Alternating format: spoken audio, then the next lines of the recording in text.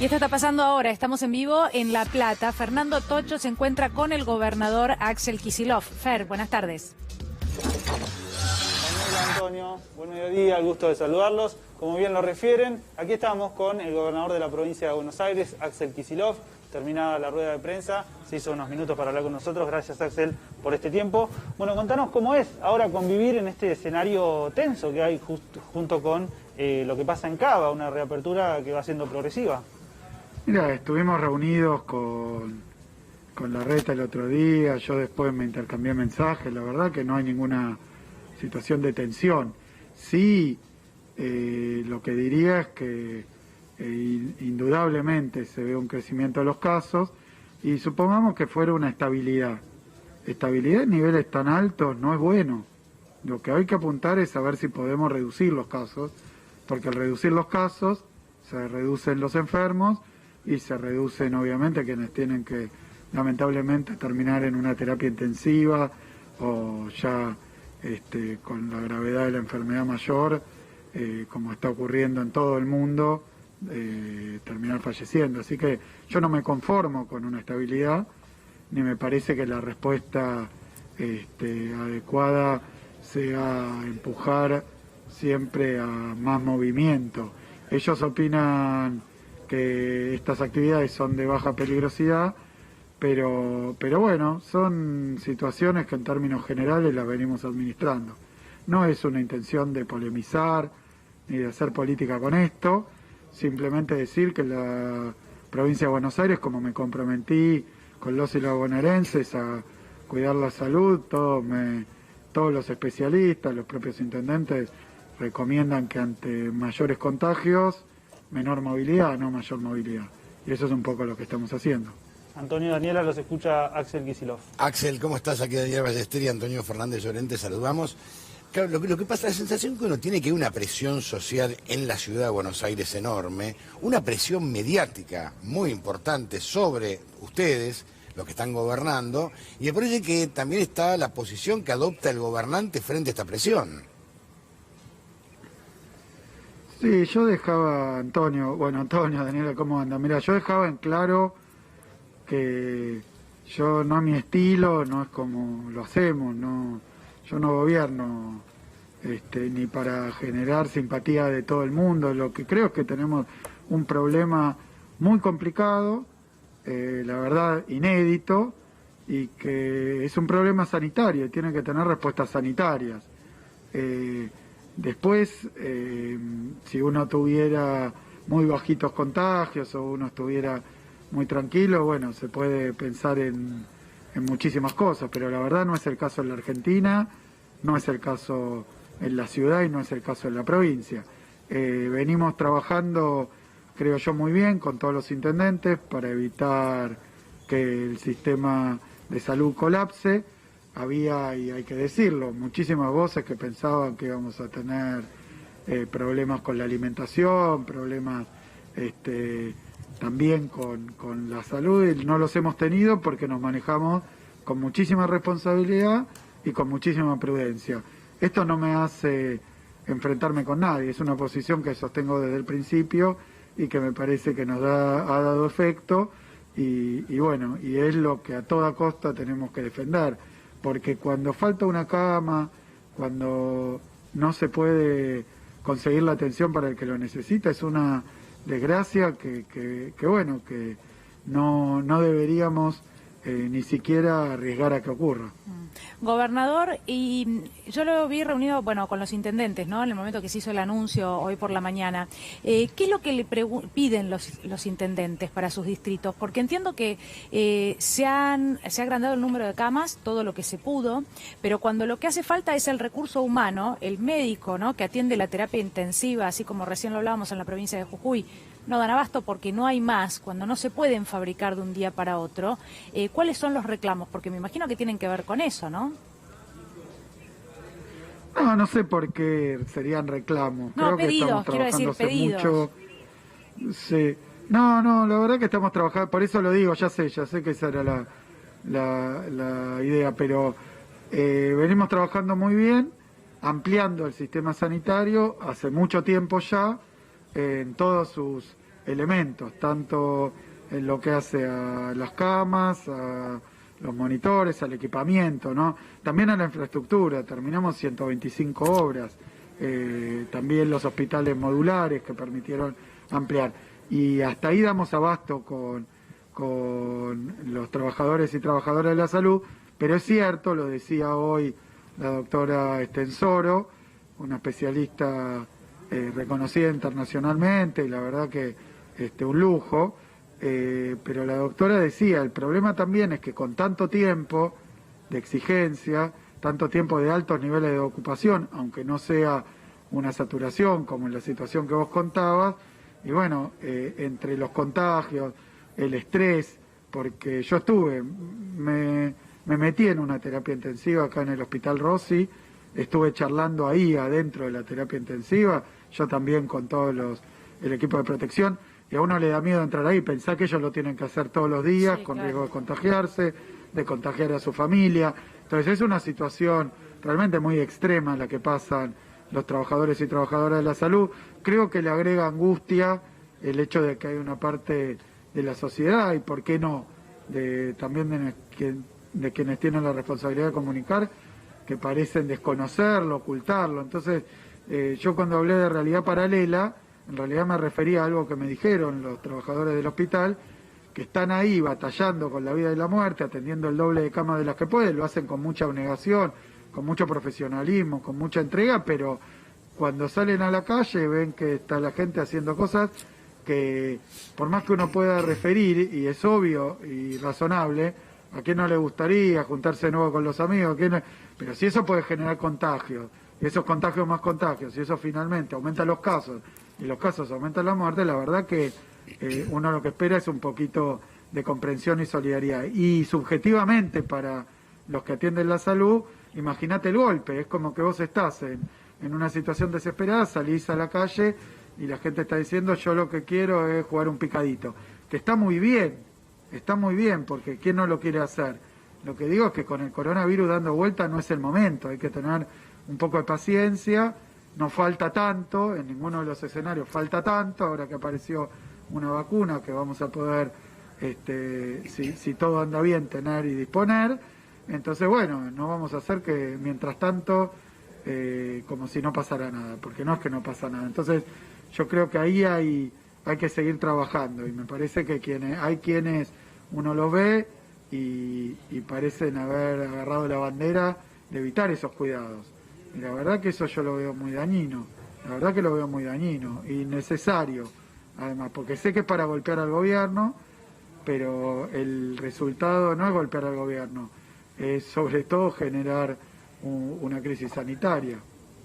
Sí, hay un mensaje también muy peligroso de algunos medios de comunicación, ¿no? Un mensaje destituyente, criticando duramente la cuarentena, hablando que en todo el mundo no se hizo así. Y es un mensaje peligroso a la hora de comunicar con una sociedad que está realmente angustiada, agobiada, cansada. Y si uno fomenta, inocula, a la larga pasa todo esto, ¿no? Sí, yo creo que hay un efecto, obviamente eso prospera sobre las condiciones en las que estamos viviendo todos, nadie está cómodo con la cuarentena. Muchos dicen, bueno, se enamoraron de la cuarentena, mirá, es una enfermedad y mata, nadie se puede enamorar de eso, lo que estamos enfrentando. Sí, es cierto que en ese clima de insatisfacción y de realmente de angustia, de temor, porque ¿quién no tiene ahora un cercano, un ser querido, alguien, algún vecino, algún pariente, que haya contraído la enfermedad? Bueno, ante esa situación me parece que se puede usar eso de elemento para generar disconformidad y enojo y canalizarlo hacia ahí.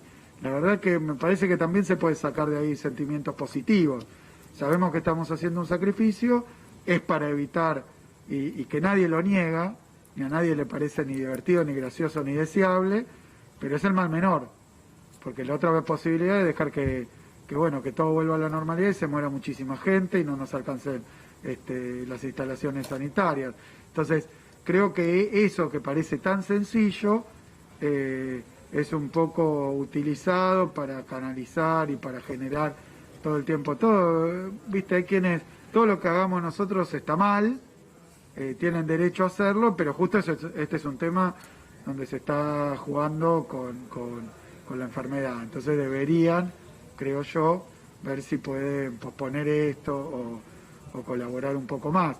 No es que tienen que estar de acuerdo con toda la política sanitaria. Yo estuve con intendentes de la oposición, venimos coordinando bastante bien con el gobierno de la ciudad, que es de otro signo político, y hacemos todo ese esfuerzo porque entendemos que no es momento de estar disputando votos. Yo he escuchado a algunos que decían hay que salir a buscar votos. Bueno, me parece que no es oportuno. La verdad que no es oportuno y es peligroso.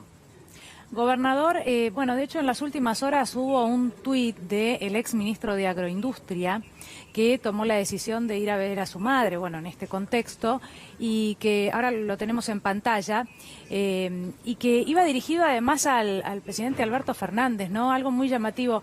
Se lo leo textual: hoy es el cumple de mi vieja, me importa nada lo que diga el decreto de Alberto Fernández, si él se reúne con los que quiere, hoy yo almuerzo con ella. Reglas claras para todos, dice Brullaile, ¿no? ¿Qué piensa sobre esto? No lo había visto. Me parece que menos todavía una actitud provocativa. Yo por eso vengo coordinando muy bien con intendentes de la oposición, con mismo autoridades del gobierno de la ciudad, y nunca escuché esa actitud. Me parece que por eso una cosa es estar gobernando, saber que están las camas, los enfermos, las ambulancias, que hay que comprar barbijos, que hay que comprar equipamiento, que hay que estar conteniendo al sistema de salud, a los trabajadores y trabajadoras de la seguridad. Una cosa es eso, y otra cosa muy distinta es simplemente poner tweets. Yo creo que hay dos actitudes diferentes y que hay que también valorar a los que están actuando de una manera más responsable, que bueno, que obviamente se enfrentan a lo mismo que nosotros. Cualquier intendente será de la oposición, pero tiene hospitales, tiene vecinos y vecinas, el virus circulando, y hay cosas que son innegables, así que creo que hay que predicar también un poco con el ejemplo ahí. Lo que yo noto, gobernador, es que los que más pregonan e inoculan odio son aquellos que no tienen gestión de gobierno. Quien tiene gestión de gobierno es mucho más mesurado. O sea, Patricia Bullrich, Pichetto, el nuevo andinista que tenemos en la Argentina, Motocross hace ahora también. Todos ellos hablan de riesgo, la vida es un riesgo, pero quienes tienen gestión de gobierno son mucho más cautos. Claro, porque creo que hoy lo que nos iguala, incluso a los que tenemos orientaciones políticas muy distintas, es que es unánime lo que piensan los especialistas. Incluso en un momento el presidente Trump tenía a su lado el responsable de Estados Unidos de estas cuestiones y bueno, parecía que estaba diciendo otra cosa, pero la verdad que lo que decía el señor Fauci coincide con lo que están diciendo los especialistas de todo el mundo, que es que hasta que no haya vacuna hay que dedicarse básicamente a no contagiarse por métodos físicos. ¿Qué es métodos físicos? Impedir que el virus pase de una persona a otra, ya sea con una barrera como puede ser el barbijo, ya sea con una distancia de 2 metros, 1,5 metros, que impide que el virus vaya volando de una persona a otra, ya sea tomando los recaudos en cuanto al lavado de manos. La verdad que hay gente que se quiere cuidar y no sabe bien, pero son una serie de medidas muy sencillas: lavarse las manos muchas veces por día, con jabón, no es lavárselas normalmente, sino por todos lados. Hay muchos tutoriales por ahí cómo hacerlo, como vemos que hacen los médicos: estornudar en el pliegue del codo, mantener las distancias, usar tapabocas. Bueno, todo esto creo que los que tenemos responsabilidad de gobierno sabemos que si no conseguimos transmitir estas cosas, porque después lo que genera contagios obviamente es que la gente se junte.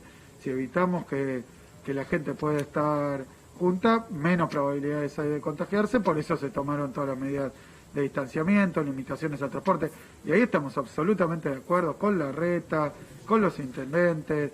todos de acuerdo. Después, me parece que sí, el que tiene vocación de decir que todo está mal, que el gobierno hace todo mal, lo hace mal en la deuda, lo hace mal en la economía, lo hace mal en la pandemia, lo hace mal en... son quienes rechazan el proyecto de Alberto sin haberlo leído para el tema judicial. Entonces, bueno, no, yo creo que es un posicionamiento de el doctor no, todo no. Y bueno, qué sé yo, no se puede discutir en esos términos, porque aun si uno les da la razón, después y cambia la actitud contraria, lo van a criticar igual. Entonces tampoco sirve de mucho. Sí creo que con buena parte de la oposición, aquella que, como vos decís, Antonio, tiene responsabilidad de gestión, el diálogo es otro, pues tenemos que coordinar acciones concretas con gente de verdad, con problemas de verdad y con un virus realmente muy dañino. Así es como estamos trabajando con quienes tienen responsabilidad de gestión y que a mí me toca coordinar todos los días. Gobernador, respecto a la actividad legislativa, ingresa al Congreso de la Nación el proyecto presentado el viernes del aporte extraordinario a las grandes fortunas. Quería preguntarle su mirada sobre eso. Bueno, mira, es algo que se está discutiendo en muchos lugares del mundo, porque la pandemia requiere un esfuerzo enorme financiero de toda la sociedad y a mí me parece perfectamente justo y razonable que habiendo tanta desigualdad las contribuciones, las ayudas sean mayores. Hay gente que ha perdido muchísimo con la pandemia, hay otros que tienen posibilidad de preservar su riqueza, sus bienes con diferentes activos, diferentes posibilidades que la mayoría no tiene. Entonces, aquellos que son, en este caso, en el proyecto, tal como vi la versión, era fortunas de más de 200 millones de pesos, lo cual se estima que son 12.000 contribuyentes, 12.000 sí. argentinos. Me parece que lo que está planteándose al Parlamento, y se está poniendo discusión ahí, es si aquellos que están claramente en una condición de holgura y mucho mejor, pueden hacer un aporte por única vez extraordinario y con una utilización específica que todo el mundo reconoce que es necesaria. Entonces, me parece que hace un poco a que se tomen los posicionamientos con respecto a la desigualdad y a la injusticia, ¿no? Más allá de las cuestiones técnicas del proyecto, concretas, cuáles son los límites, las cantidades, los porcentajes, hay algo muy claro. Sería una transferencia de aquellos que más tienen, aquellos que no solo vienen mal, sino que con la pandemia su condición empeoró. Desde ese punto de vista es muy difícil de pararse en la vereda de enfrente, muy difícil. También, gobernador, empezar a plantearnos en la pospandemia este mundo desigual y este país desigual que se ha construido durante décadas, ¿no? Donde hay 12.000 o 30 o 15.000 personas que tienen más de 200 millones de pesos, que tienen mucho más en realidad, y hay 40 y pico % argentinos que están viviendo en la pobreza. Empezar a replantear un poco este esquema, ¿no? Sí, yo creo que la pandemia generó una especie de puesta sobre un reflector a esta cuestión de la desigualdad. Nadie se puede hacer el distraído. Hemos visto lo de Barrio Azul con todas las cámaras nacionales, cómo viven argentinos y argentinas desde hace muchísimo más tiempo que el que es aconsejable y lógico, ¿no? Y aceptable. Obviamente para cambiar eso se requieren, no es solamente una cuestión de voluntad, ni siquiera de voluntad de los gobernantes. La sociedad lo tiene que tomar como un problema porque implica que haya mayor equidad y entonces que haya aportes más equitativos también. Aquel que trabaja por muy poquita plata o no le alcanza, está haciendo un aporte desmesurado porque tal vez se desloma y no le alcanza igual. Entonces me parece que esas cuestiones de igualdad de oportunidades hay que ponerlas sobre la mesa. Y bueno, la pandemia nos permitió que nadie pueda ignorarlas, ahora hay que ir buscándole lo más rápidamente posible una solución. Nosotros ya veníamos con una decisión de poner de nuevo en marcha el aparato productivo, que durante la gestión anterior se vio muy lastimado, ponerlo de nuevo en marcha, apostar a nuestras pymes, que son las que más trabajo dan, mejorar las condiciones de vida, mejorar los servicios públicos, y todo esto requiere, por supuesto, muchísima convicción, muchísima iniciativa, pero consenso también. Creo que la pandemia ayuda un poco, si se puede decir así, a que nadie pueda decir que no lo sabía. Entonces ahora hay que ver cómo lo arreglamos. Y creo que tiene que ser una discusión, un debate que permita avanzar sobre otras bases.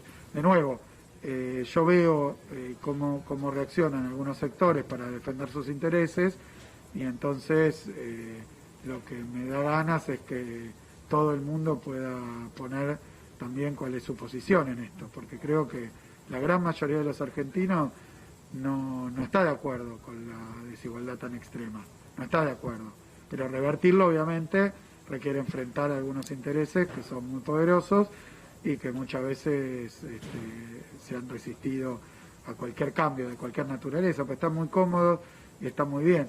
Y yo lo aclaro ahora, pienso que cualquiera que haya conseguido en base a su esfuerzo, a su inventiva, a su trabajo, un buen pasar, tiene todo el derecho a disfrutarlo del mundo. Ahora, hay muchos que no tienen ni siquiera la oportunidad por las condiciones en las que nacen, por estas enormes injusticias que hay, y bueno, ese es un problema de la sociedad, ¿no? Habla de nosotros como sociedad poder buscarle una respuesta más justa. Gobernador, usted hoy en conferencia de prensa justamente se refirió, ¿no?, al contexto de pandemia y no de elecciones, no electoral, para hacer política. Justamente la semana pasada fue una semana en que los medios de comunicación en general, nosotros nos incluimos, pasamos algunas horas tratando de aclarar o de debatir o de discutir algunas declaraciones que tuvieron que ver con cosas bastante complejas, como por ejemplo el caos y cierto sector político que se estaría preparando para cuando eso suceda. Incluso las declaraciones del expresidente Eduardo Duhalde. A ver, ¿cómo analiza lo que pasó? Porque, bueno, quedó en la semana pasada, ¿no? Pero fueron declaraciones muy graves. Mira, yo estoy convencido de que hay ciertos debates que en la Argentina están saldados. Y tiene que ver con nuestra experiencia histórica, que tal vez no es la misma que la de otras sociedades, pero acá se le dijo nunca más a los gobiernos militares, se le dijo nunca más a la violación sistemática de derechos humanos. Hay ciertas cosas y se apostó muy fuerte desde el 83 por la democracia. Yo no veo que eso esté en cuestión, porque hay una amplia mayoría, amplísima, que piensa de esta manera. Yo por eso no puedo opinar sobre otros países, otras sociedades, pero sí digo que aquí lo que sí se estaba intentando hacer es buscar algunos acuerdos básicos, incluso transversales a diferentes sectores políticos, pero bueno, no siempre resulta fácil. Me parece que hay quienes no han terminado de asumir la derrota electoral. En la provincia de Buenos Aires hubo una diferencia muy contundente. Esto a mí no me permite ni me empuja a ignorar ni a la oposición ni a las instituciones, pero sí pedirles que registren que también el neoliberalismo fue fuertemente derrotado en las urnas. También algunas cosas que pasaron en los últimos 4 años, la sociedad decidió revertirlas, y bueno, lo que se puede pedir a esa oposición, obviamente, es que busque la forma de acompañar y de construir, aún desde la diversidad. Me parece que pasa por ahí hoy. Hoy nuestro dilema es que no estemos todo el tiempo discutiendo como las cuestiones como blanco-negro o de vida o muerte, sino que podamos dar los pasos que la sociedad nos indicó. Yo siento que tengo un mandato claro: la salud, la educación, la industria, la producción, un Estado que cumpla con los derechos, que genere mayor igualdad, mayor justicia social. Todo eso es lo que dijeron las urnas, porque fue nuestra propuesta. Me parece que cada vez que uno trata de avanzar en esa dirección, hay ciertos sectores que se ponen muy virulentos, pero no es nuestra intención. Creo que Alberto ha sido en esto muy claro, muy respetuoso, y ha dicho que las cosas que estamos haciendo son un mandato electoral, pero que tampoco son contra nadie, no son contra otros sectores políticos, sino que es lo que entendemos expresa mejor las necesidades que tiene la sociedad. Ahí vamos, me parece que pasa por ahí. Bien. Diversidad, pero con responsabilidad también, ¿no? Porque yo puedo pensar diferente, pero siempre en un plano de responsabilidad. Esto de decir cualquier disparate, uno lo escucha a Pichetto y ahí me da vergüenza ajena. Yo lo escucho a Bullrich, me da vergüenza ajena, me parecen inoportunos, irresponsables, convocando a romper la cuarentena, diciendo que la vida es un riesgo. Es de un nivel de irresponsabilidad que realmente me llama la atención, poderosamente la atención. Es llamativo, la verdad, honestamente digo, ¿no? No, como decías, Antonio, yo creo que hay dentro de la misma oposición sectores que han tomado un camino y otros que han tomado otro, ¿no? Por ese lado yo apuesto a la posibilidad de construir en una unidad con diferencias, pero bueno, qué sé yo, cuando yo hace no más de un año o por ahí ya se consolidaba la candidatura, estaba instalado que Macri y Vidal iban a ganar esta elección y la siguiente, y evidentemente hay que asumir esa decisión que fue estrictamente democrática y de las urnas. Me parece que hay ciertos comportamientos que parecieran no haber registrado lo que pasó, o tratar de pasarlo por alto también, de la misma manera que uno pide que se investiguen las cosas que ocurrieron en el gobierno anterior, pero no pienso usar los mismos instrumentos. A mí me tocó, cuando perdimos la elección en 2015, como fuerza política, que inmediatamente se instalara un estado de persecución de los opositores, de todo tipo, particularmente judicial, con revetes mediáticos, lo hemos llamado lawfare. Y lo que Alberto dice es que quiere reformar la justicia para que eso no pase, y no pase tampoco con los que gobernaron la Argentina hasta diciembre del año pasado. Entonces me parece que deberían, por ese lado, valorar también y tener en cuenta que no se les piensa aplicar lo mismo, no hay una mesa judicial, no hay un... cuando pareciera que por defender determinados lugares que han perdido y que la sociedad no quiso que continuaran, toman actitudes a veces que no permiten tampoco ni siquiera buscar un punto, porque cuando es tan virulento, tan fuera de lo que yo creo que el grueso de la sociedad también está sintiendo y discutiendo, es muy difícil, se hace difícil. Pero hay un sector de la oposición que está con otra, que yo lo veo con otra predisposición. Veremos, tampoco me puedo meter en la interna, ¿no? Axel, un fuerte abrazo, muchísimas gracias. Gracias, Fernando.